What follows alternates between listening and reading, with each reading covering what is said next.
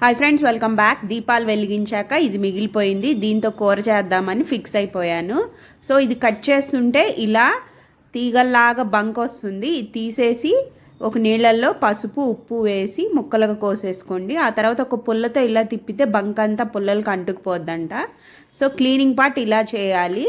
So ఇది చాలా మంచిదంట, ఫైబర్ ఉన్న ఫుడ్. ఇది జ్యూస్ చేసుకొని తాగితే కిడ్నీ ప్రాబ్లమ్స్ అవి రాకుండా ఉంటాయంట. సో కూర అయితే యాజ్ యూజువల్ నార్మల్గానే చేస్తున్నా. నూనె వేసేసి తాలింపు వేసేసి ముక్కలు వేసేసాను. మూత పెట్టి మగ్గిచ్చాక అంత బాగా నీరు ఎక్కువ ఉంది. కొంచెం ఎక్కువసేపు ఉడికించినాక నీరైతే కొంచెం ఒక 50% తగ్గింది. పప్పుల పొడి వేసుకోండి. అచ్చ అరటికాయ ఫ్రై లాగే ఉంది, లోపల లైట్గా నీరుగా ఉంది.